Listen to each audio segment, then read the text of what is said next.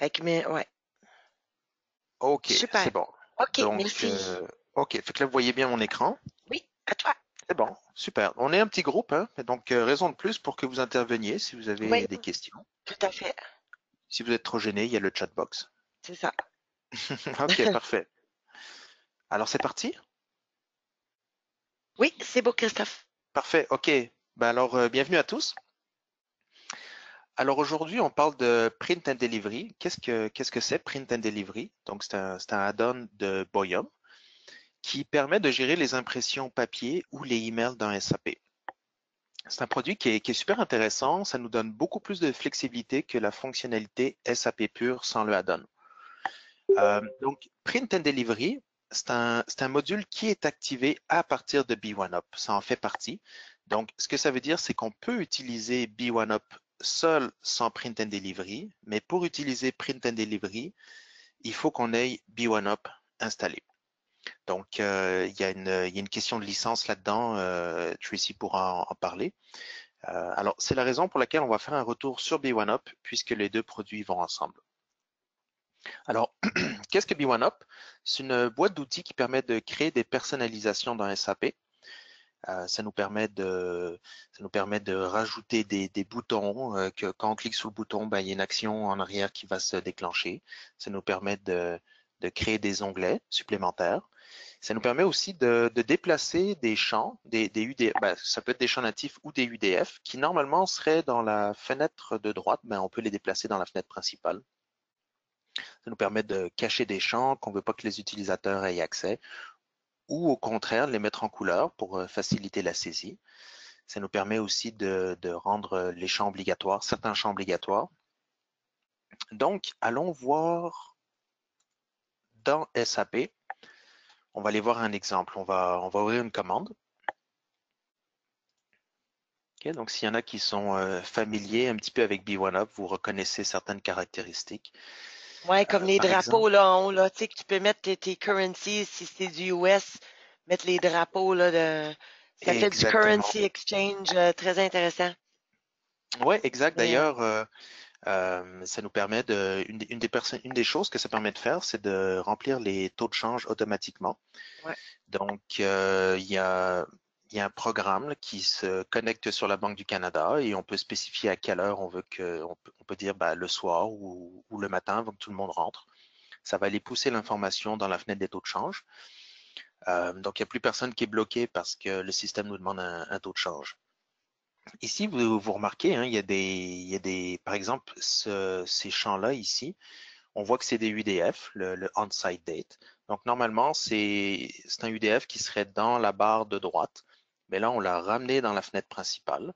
On a aussi un onglet ici qui n'existe pas, un onglet webinaire dans lequel on a regroupé plusieurs champs soit pour faciliter la lecture, soit pour faciliter la saisie. On a ici plusieurs boutons. Donc, par exemple, on en a un qui nous permet de créer une activité pour ce client qui est rentré dans la commande. Alors que normalement, pour le faire, on devrait cliquer sur la fiche client et aller dans le menu contextuel ou aller dans le menu You Can Also. Donc, c'est des petits raccourcis qu'on peut faire. On peut aussi lier un bouton à une requête, à une vue. Dans ce cas-ci, c'est un historique de vente. Donc, on a les factures, les notes de crédit. Et je pense qu'ici, on a tous les clients, mais on aurait pu aussi filtrer sur le paramètre code client du client qui est activé dans cette commande. Donc, c'est toutes des petites choses qu'on peut faire. On a aussi la possibilité, bien sûr, on va revenir ici, de faire un remplissage automatique de certains champs. Donc, dans SAP, on sait qu'on est capable d'utiliser des formatted search, ou ce qu'on appelle aussi des user-defined values. Par contre, on est limité à un seul trigger. Donc, le trigger, ça peut être quand on rentre un code d'article ou quand une colonne est modifiée, par exemple. Avec B1up, on est capable de spécifier plusieurs triggers. Donc, on peut dire, ben, quand je sors du champ quantité ou quand je sors du code unité de mesure, ben, va remplir l'information dans mes UDF qui sont, par exemple, kilo, livre et tonne métrique. Et à ce moment-là, ça se fait aussi, on ne voit pas la petite loupe, ça se fait en background. Enfin, ça se fait pas en background parce que ça passe par le UI quand même, mais ça se fait automatiquement quand on sort de un ou plusieurs champs. Donc ça, c'est certains des avantages de Boyum.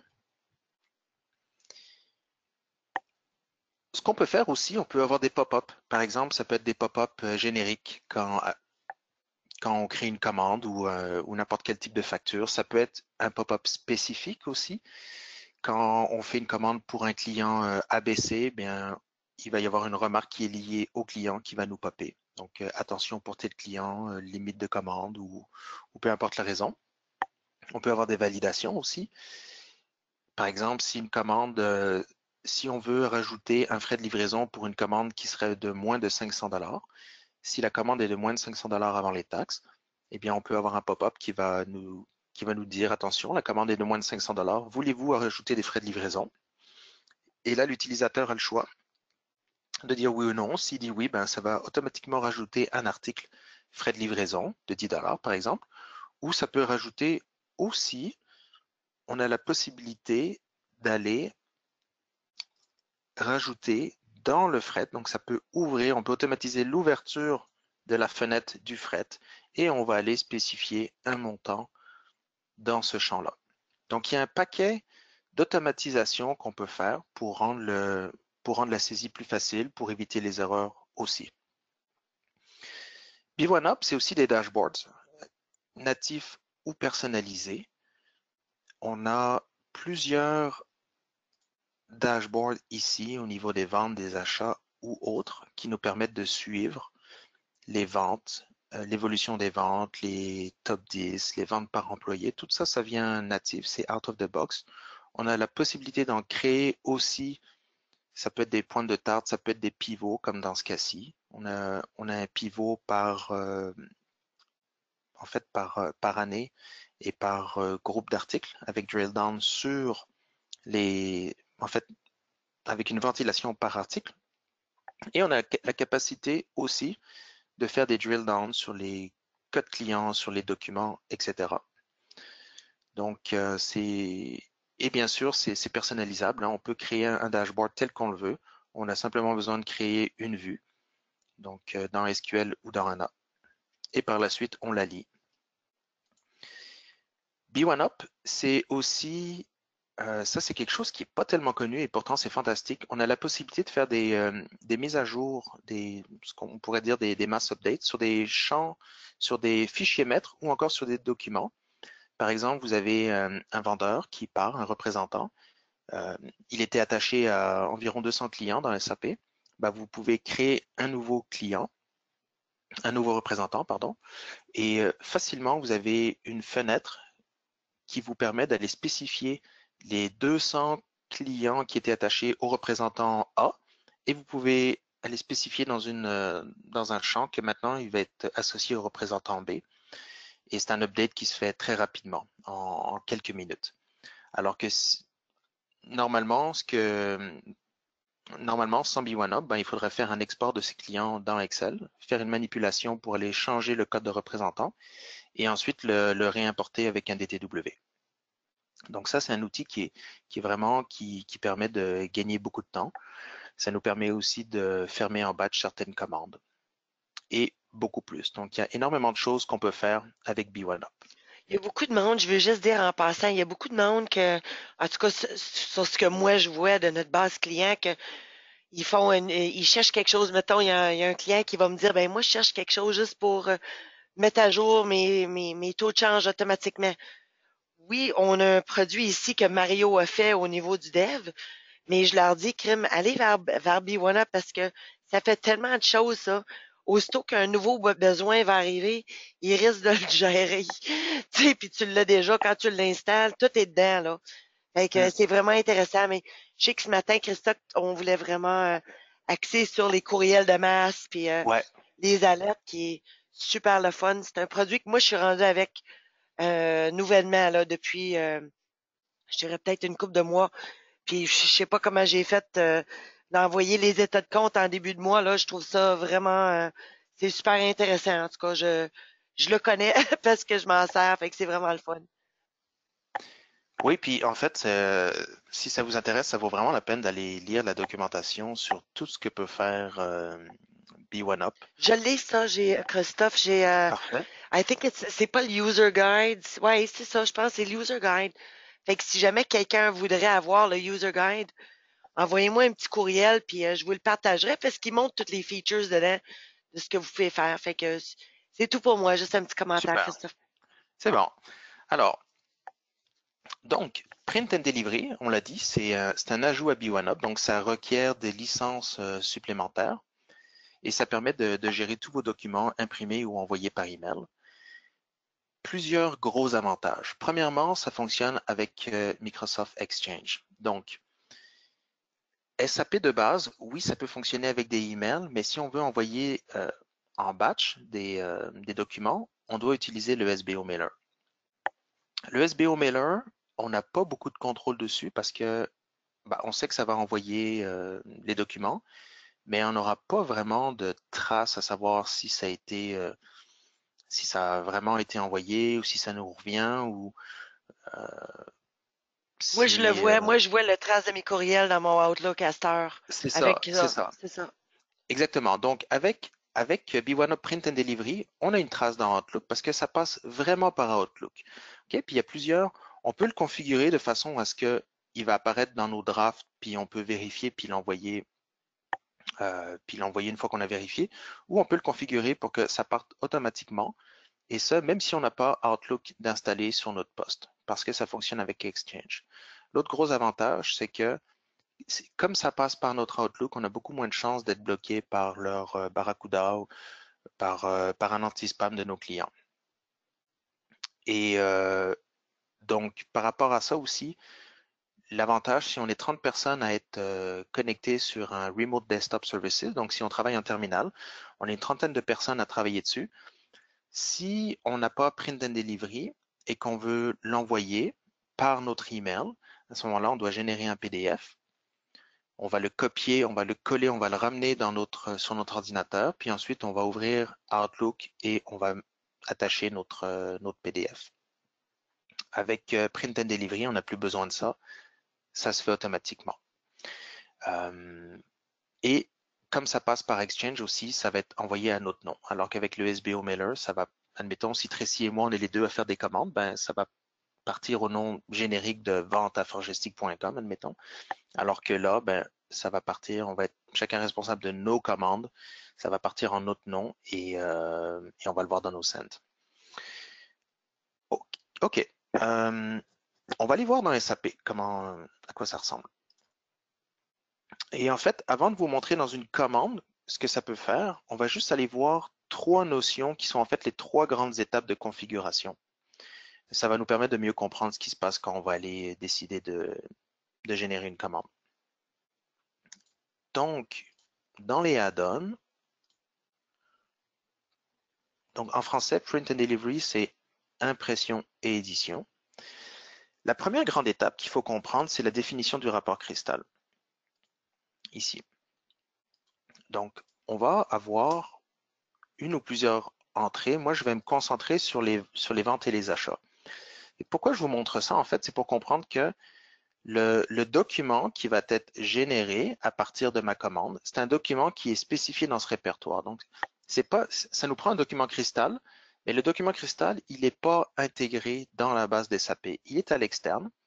Et en fait, vous voyez ici les deux paramètres qui vont être rentrés, le type d'objet et la clé primaire. En fait, ce que ça permet de faire, c'est qu'on peut avoir un seul document qui va gérer nos commandes, factures, livraisons, achats, etc. Si vous voulez, vous pouvez avoir un seul document cristal qui va être utilisé pour tous les documents qu'on veut envoyer.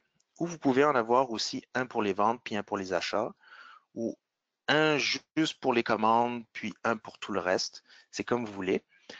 Ce que ça permet, c'est que ça permet une maintenance plus facile. Et donc ça, c'est la première chose à savoir. La première grande étape, c'est qu'est-ce qu'on utilise comme rapport cristal. Donc c'est le définition Crystal Report. La deuxième chose, la deuxième grande étape, c'est le rapport d'action. Donc, c'est quoi un rapport d'action? C'est qu'est-ce qu'on va faire avec qu'est-ce qu'on va faire avec le rapport cristal qu'on a spécifié ici. Il y a plusieurs choses qu'on peut faire. On peut afficher le rapport simplement. On peut l'enregistrer dans un répertoire partagé. On peut l'imprimer, bien sûr, l'envoyer par email, créer une activité. Ça peut être intéressant si on envoie une soumission à un client, par exemple. On peut créer une activité automatiquement dans SAP pour ce client, une activité qu'on va spécifier automatiquement pour popper dans 3 jours pour nous demander de faire un suivi par rapport à cette soumission.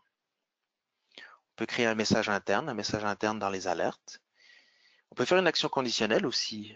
Si tel client, on peut aller spécifier une préférence par client, email ou impression. Si tel client est spécifié email, alors envoie-lui par email. S'il est spécifié impression, ben, on va l'imprimer.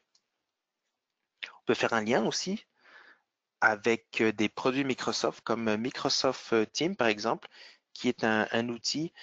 C'est un outil qui ressemble un peu à Skype for Business, mais qui est peut-être un petit peu plus, à ma connaissance, là, c'est un petit peu plus complet parce que ça nous permet de faire des groupes de partage dans lesquels on aurait des documents collaboratifs, comme par exemple des Word ou des Excel online. Ça nous permet aussi de faire des visioconférences. Donc, c'est un outil intéressant qui nous permet d'aller. Donc, on peut aller générer une activité pour aller partager un document dans Teams. On peut faire une action SQL aussi. Par exemple, suite à un envoi de masse, on pourrait aller updater un UDF qui va aller spécifier, par exemple, que ça a été envoyé ou peu importe la valeur. Ça pourrait être des UDF par rapport à un EDI. Et on peut faire des actions multiples aussi.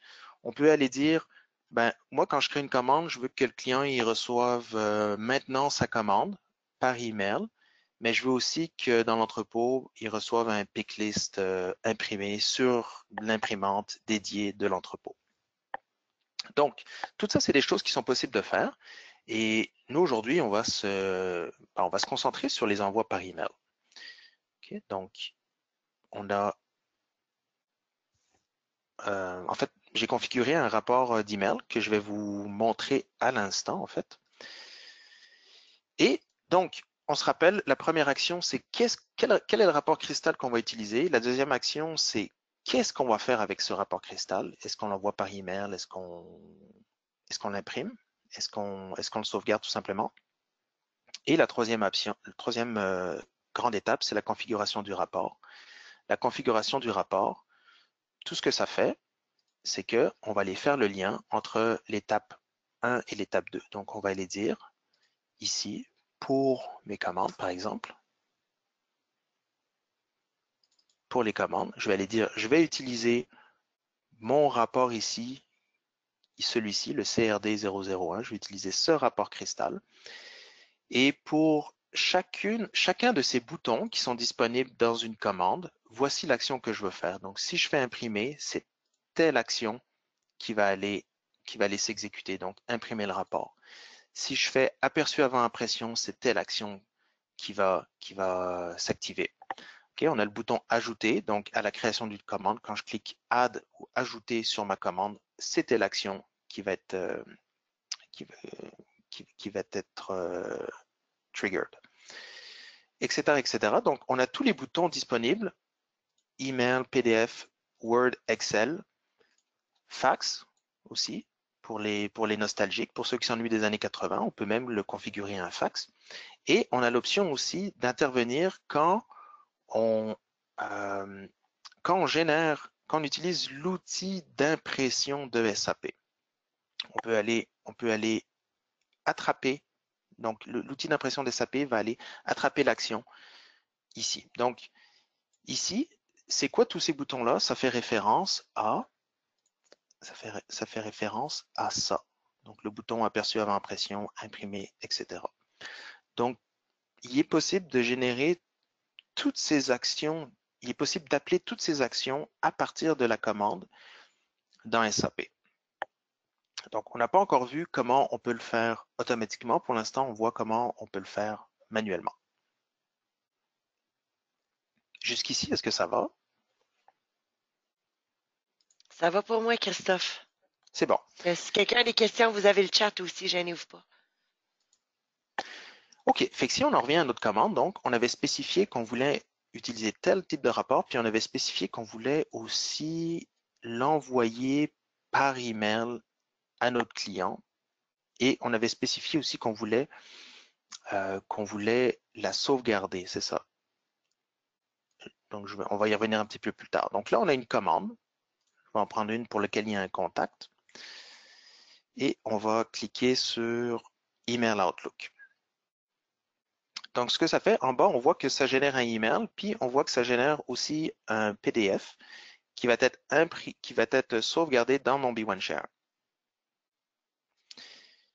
Et en allant dans les drafts, ici, à 10h22, on voit aussi que j'ai un email qui est généré, donc qui va aller chercher le nom du contact, qui va aller chercher le type de document qui est envoyé avec le numéro de document.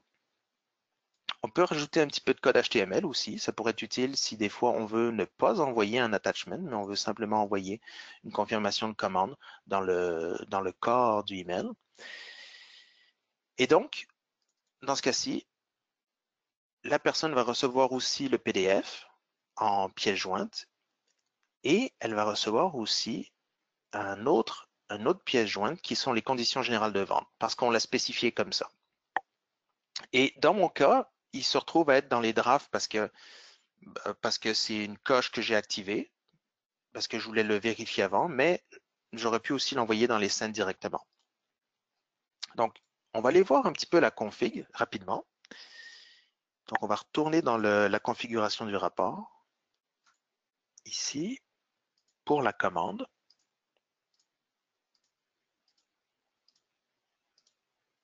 OK.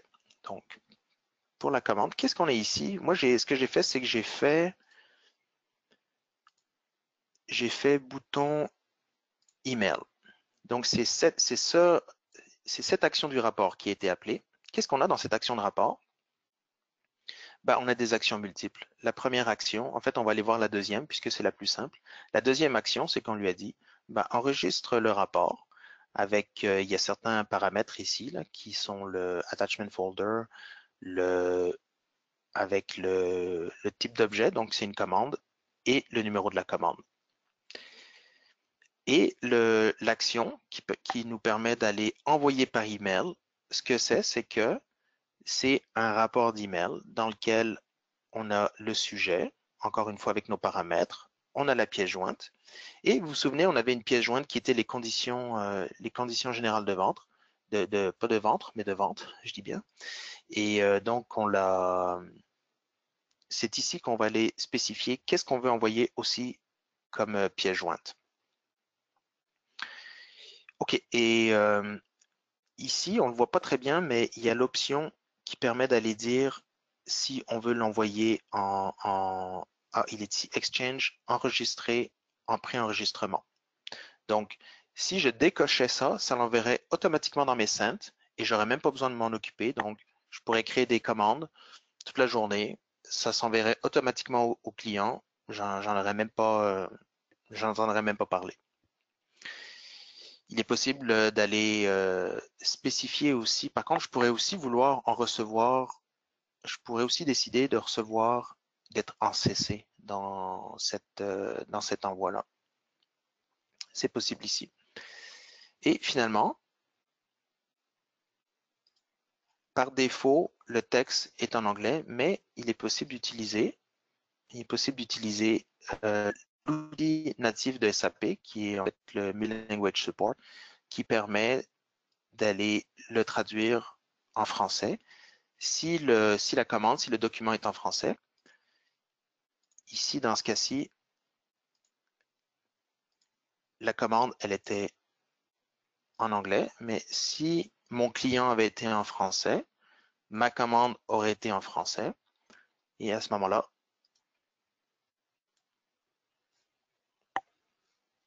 le email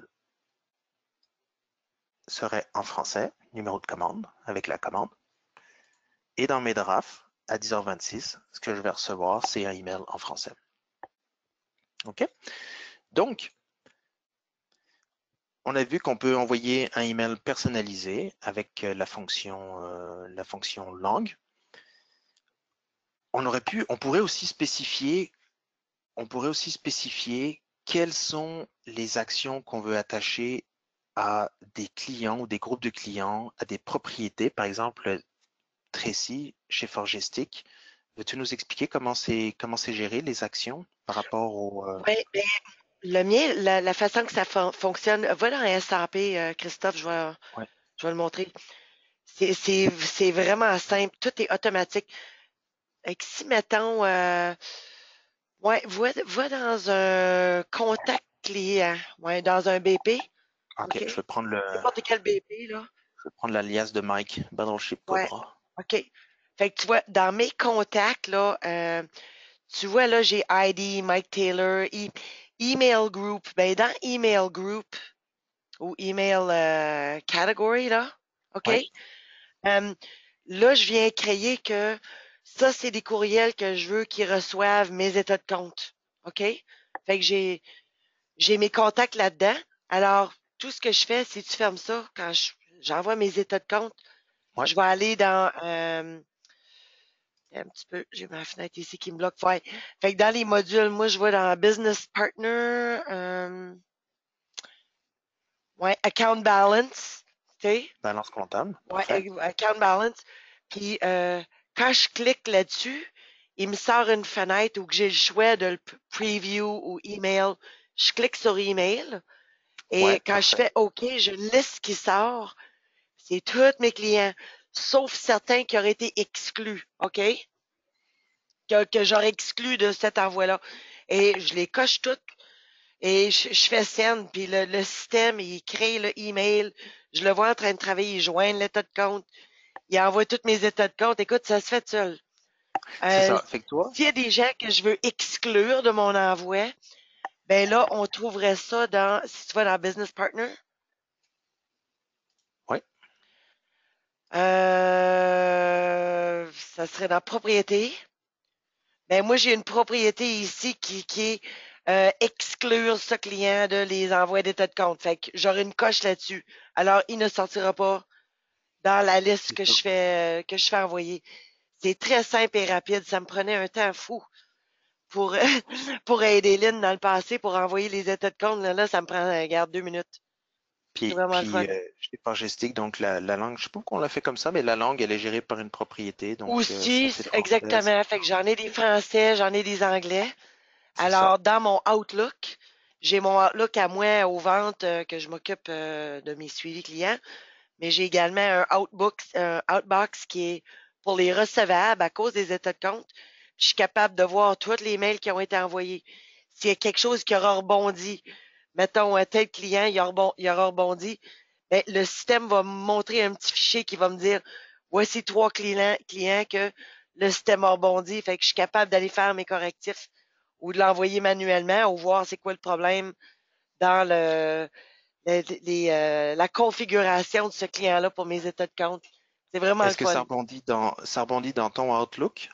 Oui, ça rebondit dans mon Outlook, OK, mais c'est dans ça. B1Up, il m'affiche une fenêtre qui va Ah, me OK. dire ces 3 clients-là, ben, le courriel n'est pas parti. Oui, effectivement, oui. Il y a la Ouais. possibilité aussi, on pourrait ici, bah tiens, je pense que ça, Ah, c'est to un bon delivery exemple. log, ouais. Ouais, OK, on j'ai pas a, ça, moi. ouais, Mais c'est donc pas ça grave, ici, c'est. Ouais. c'est ça. On peut voir l'historique, le delivery log, pour ce client, mais on a aussi dans le add-on,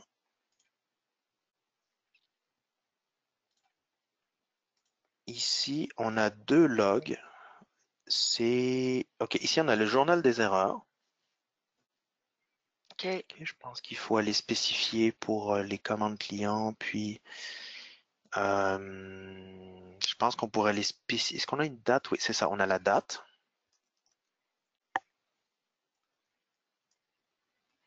On peut voir les erreurs. Ou sinon, on a le... Où est-ce qu'il est? On a un log. pense que c'est lui. Non. Rapport d'édition. Rapport d'édition. Commande, client. C'est lui qui va aller nous dire. C'est lui qui va aller nous spécifier tout. OK. Mais toi, tu vas le chercher, Christophe. Le mien, il est automatique, là. OK, Fait que je sais pas, c'est OK. peut-être Mike qui m'a configuré comme ça, mais j'ai vraiment une fenêtre qui m'apparaît pour me dire, ben, voici tes 3 clients qui savent pas passer. Je suis pas obligé OK. d'aller chercher rien. Mais C'est là, ça. c'est un log, là, que Il y tu a vas faire. énormément, en fait, on a un certain nombre de features qu'on peut utiliser, puis ensuite c'est à nous de les construire comme on veut.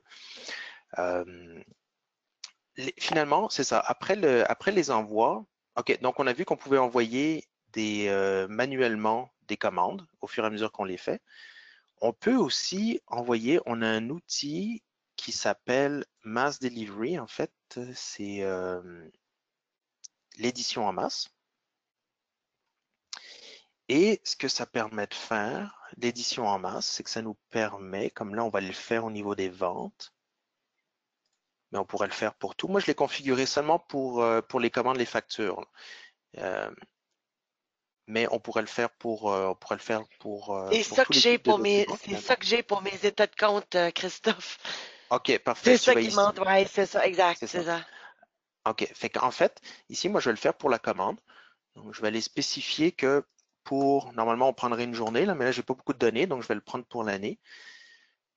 Je vais aller envoyer je vais aller envoyer automatiquement mes factures qui ont été générées pour cette période-là.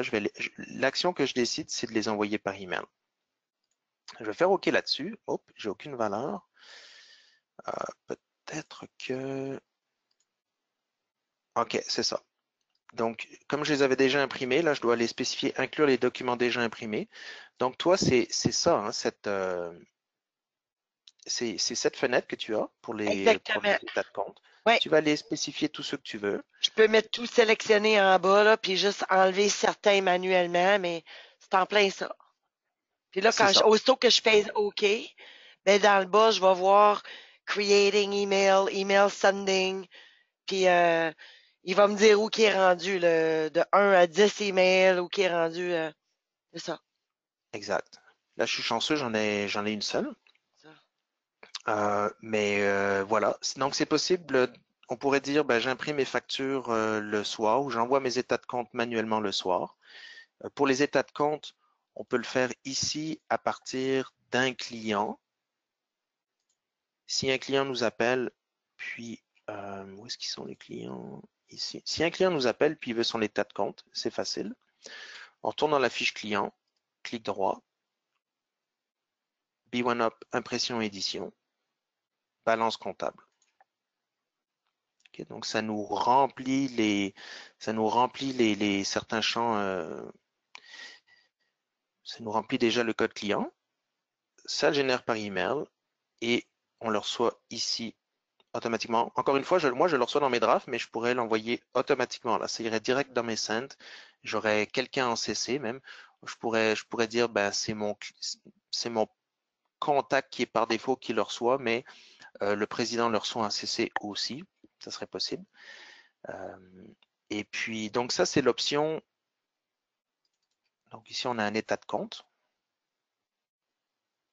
pour, euh, pour le client. Et ça serait possible aussi de faire ça automatique. Donc, en fait, ici, toi, ce que tu fais, Tracy, c'est que tu le fais à partir de balance comptable pour tous les clients de telle date à telle date. That's it. Ouais. C'est ça. Et ce serait possible aussi, il y a une option dans Print and Delivery.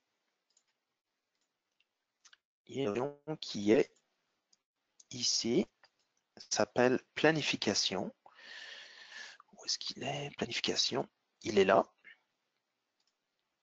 Ce que ça nous permet de faire, c'est de configurer un scheduler, on va appeler ça comme ça, qui, à une heure qu'on a définie, à une date définie, il va aller envoyer nos états dans ce cas-ci, c'est les factures, parce que j'ai spécifié que c'était les factures, mais on pourrait le faire aussi pour les états de compte. Donc, tout ce qu'il faut configurer pour ça, c'est un mass delivery, c'est-à-dire une édition en masse. À partir du moment où on configure un mass delivery, on peut aller le rajouter dans l'outil de planification ici. Et on a plusieurs clients qui utilisent ça. Ça fonctionne très bien. Ça sauve beaucoup de temps. Y a-tu des Donc, questions?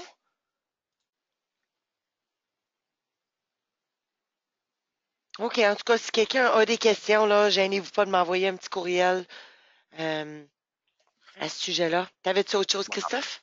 ben non, donc en résumé, c'est beaucoup de flexibilité. Oui. C'est quelque chose. Ah oui, si ça vous intéresse, il y a un manuel, un, un guide d'emploi là, qui fait 57 pages. Ça se lit très très bien parce qu'il y a beaucoup d'impressions écran. Oui. Euh, C'est le document que j'aurais envoyé de toute façon si quelqu'un me l'aurait demandé, là. ouais, c'est ça. Donc ça explique très bien toutes les différentes options. Mm. C'est vraiment un outil qui va vous faire gagner du temps, qui va vous éviter des erreurs. Très très intéressant. Donc Oui. si vous avez des questions, n'hésitez pas. Parfait. Puis, petit mot avant de quitter, les amis. Prochain webinaire, c'est dans 2 semaines, le 27 septembre. On couvre les fonctionnalités cachées dans SAP. Fait que ça va être super intéressant. Et si quelqu'un veut une copie de l'enregistrement ici, envoyez-moi un petit courriel, mais en fait, on a tout mis les copies de nos webinaires sur YouTube, sur la page de Forgestic. Alors, toutes nos vidéos, j'ai comment faire une fermeture de fin d'année, comment fermer un mois, l'inventaire. Regarde, tous nos webinaires sont là-dessus. Mais envoyez-moi un petit courriel, puis je vous partagerai le lien par la suite. Donc, merci beaucoup, Christophe. Super le fun, Merci à très vous. intéressant. Bon week-end, tout le monde. Bon week-end. Salut!